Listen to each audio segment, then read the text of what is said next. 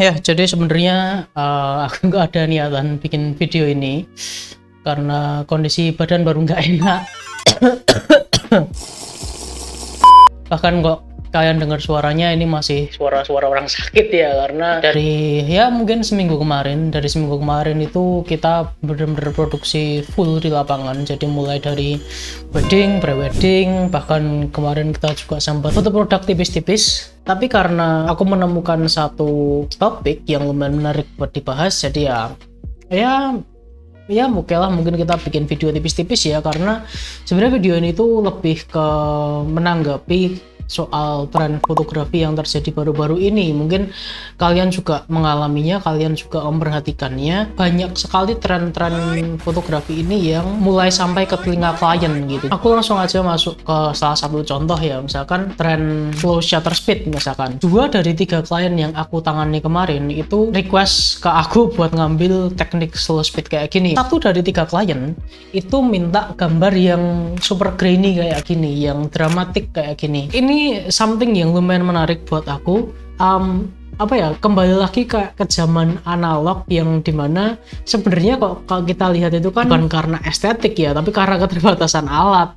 Ya memang kalau misalkan kayak contoh grainy gitu ya, grainy itu kan kalau kita pakai kamera analog ya kita nggak bisa ngapa-ngapain kan, tinggal tergantung film yang kita pakai. Kalau kalian pakai film yang ASA-nya tinggi, misalkan kayak ASA 400, ASA 800, ya pasti grainy sangat-sangat terasa gitu. Terus misalkan kayak hazy itu kan sebenarnya hasil dari peralatan kita, biasanya lensa itu yang di dalamnya udah ada debu, bisa jadi biasanya di dalamnya udah ada jamur gitu. Jadi ketika kena cahaya yang keras di belakang, kayak kena backlight gitu, ya terjadilah hazy itu gitu kan. Tapi ternyata hal yang seperti ini itu sekarang dianggap hal yang artsy gitu kan. Ya buat aku dan mungkin buat temen-temen yang belajar dunia fotografi itu kayak aneh gitu kan, karena contoh kayak aku aja, dari zaman aku pertama kali belajar fotografi, doktrinnya adalah ya gambar itu harus se-perfect mungkin gitu. Jadi mulai dari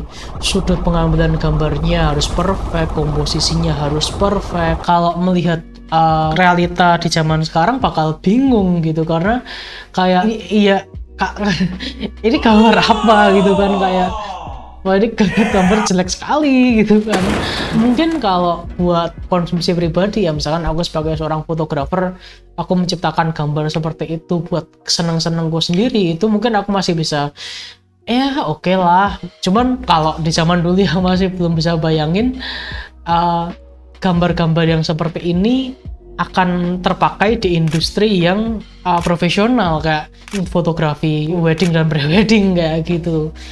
Tapi ya itulah kenyataannya sekarang, banyak klien-klien kita yang minta gambar-gambar seperti ini. Menurutku kejadian ini tuh membawa 2 sisi ya.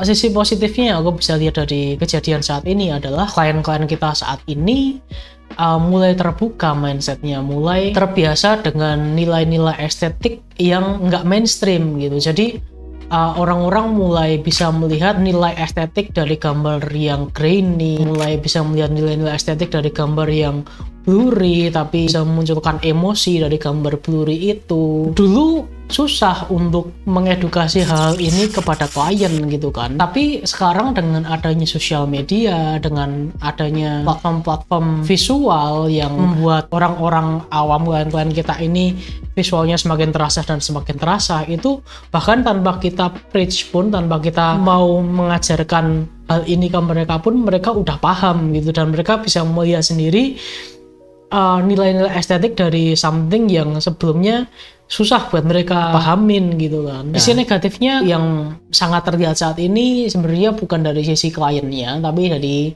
sisi fotografernya gitu. Jadi aku pernah ketemu sama seorang fotografer, kita ngecoba bareng ceritanya. Hampir 70% gambarnya itu isinya blur semua gitu. Waktu itu kita baru ngejob wedding ya, baru fotoin bukit, baru foto sepatu, cincin dan sebagainya.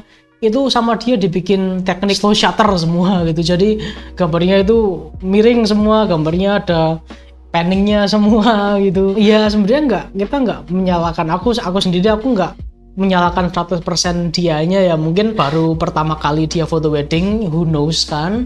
Dan yang kedua, aku bisa paham rasanya sih. Itu mungkin sama kasusnya dengan terobsesi dengan yang namanya blur atau yang namanya bokeh. Itu kan kalau kita lihat foto-foto kita zaman dulu kan juga sama, isinya 80% 90% foto kita tuh harus ada bokehnya gitu kan. Jadi ya salah satu poin negatif yang bisa aku lihat dari banyak fotografer, temen-temen fotografer yang overdone it gitu. Jadi pemakaiannya jadi out of context gitu kan. Mungkin itu sih yang nggak bisa aku sampaikan ya. Ya, tren fotografi sekarang makin aneh-aneh. Dan gimana menurut kalian tren-tren fotografi yang terjadi saat ini?